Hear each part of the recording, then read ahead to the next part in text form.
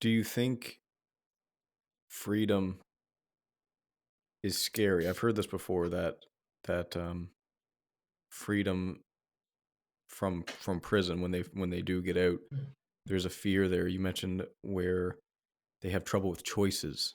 mm. Not that they have trouble necessarily with choices, but that they have not had a choice for so long that they've forgotten that there's a future that you actually do have a choice, and maybe that future is happening right now if you're getting out. Do you think there is that fear of freedom? Is that something that you've noticed? They actually have a term for it. It's actually called gate fever. So, gate fever really is that gate opens and you're standing there with your belongings, and then what? So you're because once you're in a prison, everything is very regulated, right?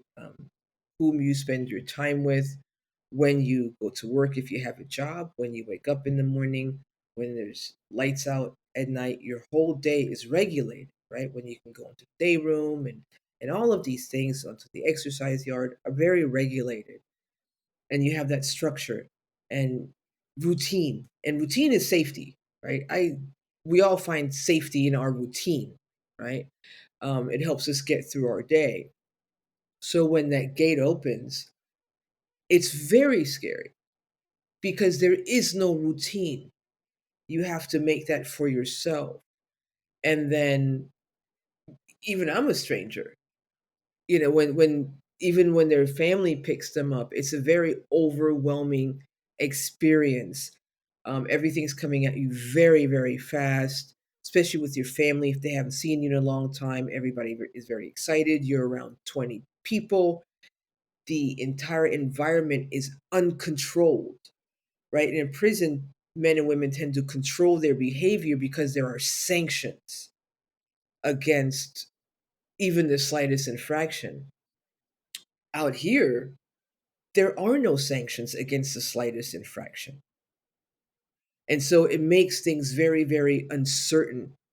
And when we look at why men and women go back to prison, why there is such a high recidivism rate for men and women that have been incarcerated for less than 10 years, it's fear. It's a lack of emotional support, financial support, community support, and that fear will drive them to fall back into old patterns. They may end up breaking a law on purpose so they can go back into an environment where they found stability. So it's very, very valid what you pointed out, and which is why the reentry work is so crucial because it sets them up either for success or for failure. Right. And it can also then that fear can lead to not only recidivism but also to drug abuse, because this is what they've used before to deal with stressors, and certain behavioral patterns that they may have put down may arise again because it's just this uncertainty of how do I deal with life coming at me so fast and I haven't been prepared. And this is why we want to prepare them. So, Stoicism and using those Stoic principles to help them deal with those overwhelming emotions and checking those emotions and those perceptions so that they respond in a way that's positive for them and their families versus falling into old behavioral patterns. So it's very valid. It's very valid. Yeah, and I'm playing around with applying that to philosophy in general, because you could certainly make the case that philosophy allows you to become free. Mm. You could argue in many ways that that's really what it's about. Um, and then you look at people sometimes where they're in situations that aren't good, they're rough. Maybe it's a toxic relationship or something like that, and they could leave, but they don't. And I'm just wondering if that same fear that inmates would have, where all of a sudden now I have choices and I have decisions and things aren't decided for me, that fear of freedom, if we can get conditioned to that in our own lives as well, and in toxic relationships or in toxic jobs or work environments or even just bad thought patterns. Mhm, There's a line from the Eagles I love. So oftentimes it happens that we live our lives in chains and we never even know we have the key. mhm, And I think there's two parts of that. There's sometimes we don't know we have the key. Sometimes we do know we have the key, but we're refusing to use it out of that very same thing that you mentioned, that fear, that fear of freedom. And have you given any thought into where that comes from?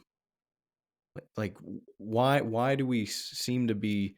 Do you think it's just like these toxic thought patterns that we get into that end up very circular in nature? Do you think there's a fear of maybe we're gonna fall back into the same pattern? Like, hey, if they let me out, I'm just gonna do something else bad. Where do you think that comes from? It almost seems counterintuitive, right? It does, and so there's several things to unpack here. So freedom is so we're speaking of physical freedom, right? So we have physical freedom and then we have mental freedom, right? Because I can, like you said, philosophy can I feel freer since starting my practice of stoicism in a way where I don't see any limits because the only limits I can see are the ones I'm going to impose on myself. And why would I do that? That's just not appropriate Right. for myself. Um, so I can be free in a prison cell because I'm a Yeah. student of philosophy, right? Or I can be sit on my couch and be in prison because I've imprisoned Right. myself, right? So this idea of being imprisoned, I don't think it has to do with where we physically are, but where we mentally are. And I think if you mentioned that toxic relationship, if that's all someone knows, if they've seen it at home, whether it's been codependent relationships, whether it's been seeing abuse at home, that's normal. That's normal. And those things are Mhm. generational, right? Unfortunately. Oh, my grandmother stayed and her husband beat her. My mom stayed and my dad beat her.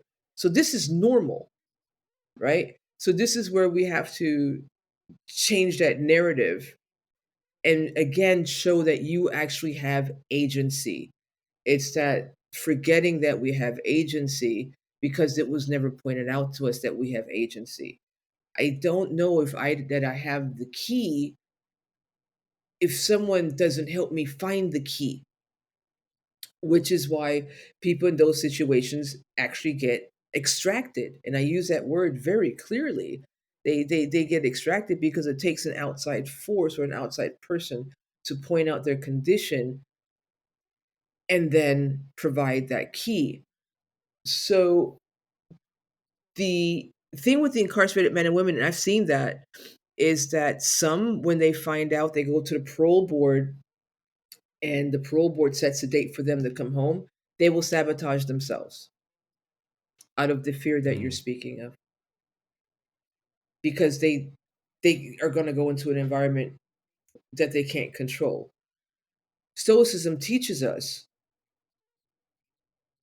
can't control the future. Well, the future is actually not even here. So why are we spending so much time thinking about the future instead of doing the work and doing everything right now in the moment so that we set ourselves up for whatever is to come, good or bad? We're going to be ready to face it.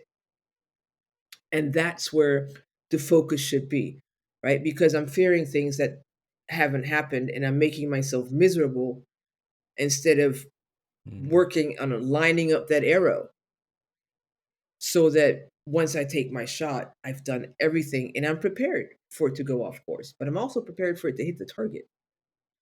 So Right. I've seen people sabotage themselves. I've also seen it in situations where someone has gotten a date and they don't want to tell anybody because there are some situations, if someone's in there for a life sentence, they may want to sabotage someone else getting out. So a lot of men and women don't want to tell anybody because they don't want anyone to ruin their chances. So it's kind of, it works both ways, right? I really want to go home. I want my chance. I already have a place in the transitional housing. I have made plans. I've lined up my shot on one hand. And then you have on the other hand, I don't want to lose my security. So I think I'm just going to stay another year, add another year to my sentence and see if I'm prepared then to come out. Mhm. But I think it's human nature, right? And this is why I think philosophy, like I said, is such a powerful tool to set us free and to provide us with that mental freedom, which can then lead to physical freedom. But we all need to be led to it.